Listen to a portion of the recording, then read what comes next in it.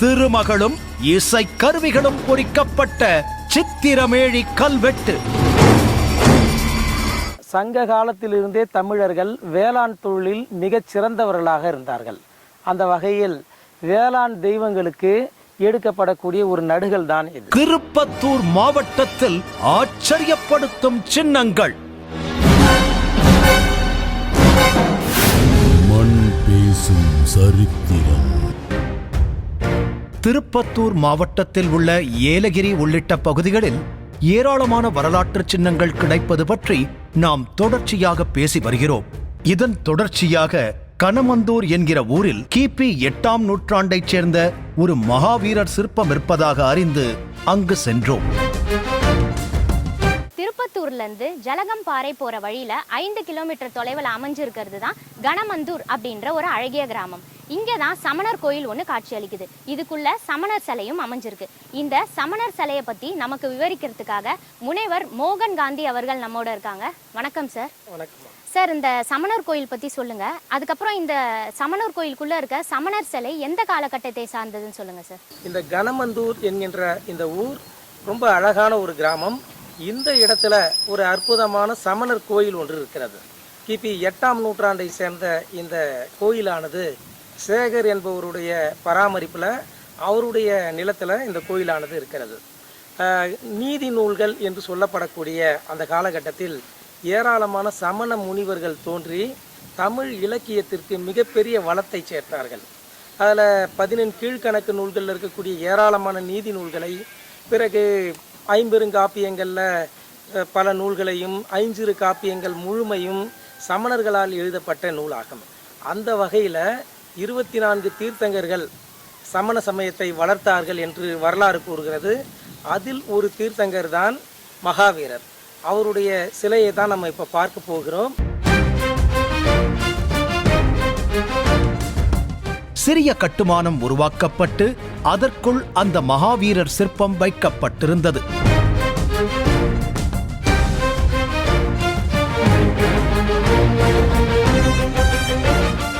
முக்குடை உள்ளிட்ட வடிவங்கள் மிக நேர்த்தியாக செதுக்கப்பட்டிருந்தன. 7 பூக்களால் அலங்காரம் செய்யப்பட்டிருப்பது போலவும் சிலையில் வடிக்கப்பட்டிருந்தது. கிபி 8ஆம் நூற்றாண்டைச் சேர்ந்த இந்த சிற்பம் கால வெள்ளத்தில் மண்ணுக்குள் புதைந்த நிலையில் இந்த பகுதி மக்கள் விவசாயத்திற்காக நிலத்தை உழும்போது கிடைத்ததாக சொல்லப்படுகிறது.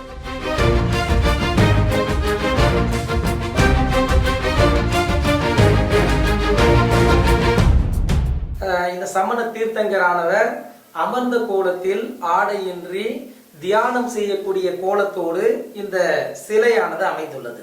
வலது காலை மேலே வைத்து இடது காலை கீழே வைத்திருக்கிறார். அந்த வலது காலின் மேலாக இடது கையை வைத்து அதற்கு மேலாக வலது கையை வைத்திருக்கிறார்.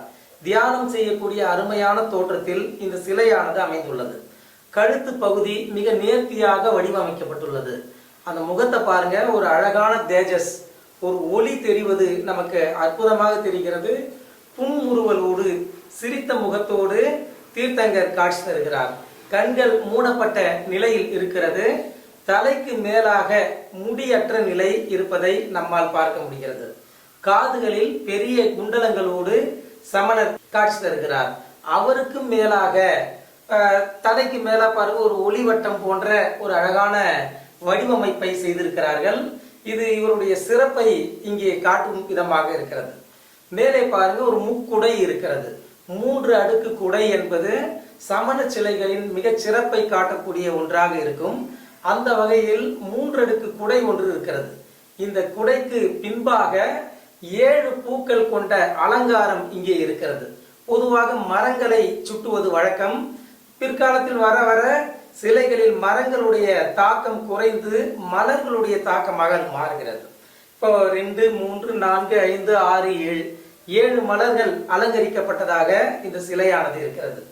இது சமணருடைய 2 பக்கங்களும் இசக்கியர் நிற்கிறார்கள். சாமரத்தை வீசக்கூடிய கோலத்தில் இவர்கள் ரொம்ப முக்கியமானவர்கள். சமண சமய கோட்பாட்டில் இவர்கள் தேவர்களாக மதிப்பிடப்படக்கூடியவர்கள். ஒவ்வொரு தீர்த்தங்கர்கள் பக்கத்திலையும் இந்த இசக்கியர் நிற்பது மரபு. அந்த வகையில் இசக்கியருடைய காட்சி மிக அழகாக நேர்த்தியாக வடிவமைக்கப்பட்டுள்ளது. இந்த சிலை இந்த பகுதியில் இருந்த மிகப்பெரிய வரலாற்று செய்தியை நமக்கு பறைசாற்றிக் கொண்டிருக்கிறது. இதன் பிறகு